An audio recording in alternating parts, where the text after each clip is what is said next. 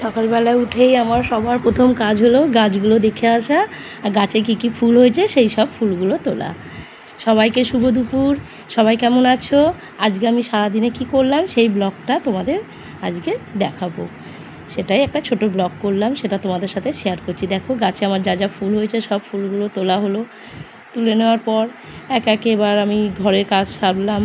ঘর বারান্দা যেমন প্রত্যেক দিনে ঝাড় দেওয়ার হয় সেটা দিতে হয়, দিয়ে জামা কাপড় কিছু ছিল পাট করে নিলাম, জামা কাপড় ভাঁজ টাজ করে রেখে দিয়ে তারপর ঘর বারান্দা ঝাঁট দিলাম।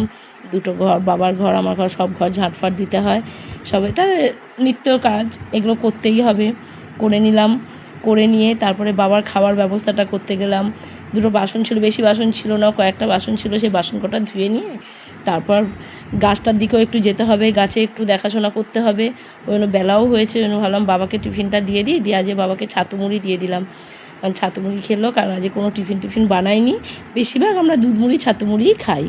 বাবাকে ছাতু মুড়ি দিয়ে দিলাম, বাবা খেলো। তারপর আমি চলে গেলাম গাছের জন্য।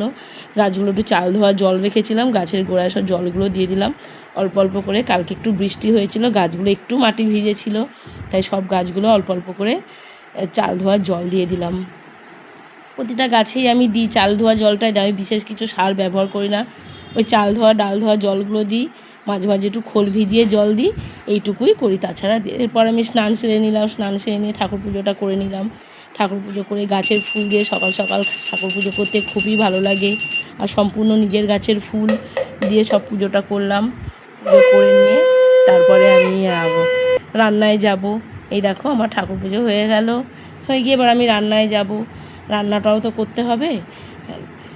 যাই হোক, এবার রান্নার দিকে চলে, ঠাকুর পুজো হয়ে যাওয়ার পর ঠাকুর সবাইকে ভালো রেখো, তুমি নিজে ভালো থেকো, তার সাথে সবাইকে তুমি ভালো রেখো, এই প্রার্থনায় তো ঠাকুরের কাছে করতে হবে। তাছাড়া তো এছাড়া কিছু করার নেই। এরপর চলে গেলাম রান্নার ওখানে। রান্না হয়ে গেছিলো, সেটা তোমাদের সাথে শেয়ার করতে পারলাম না।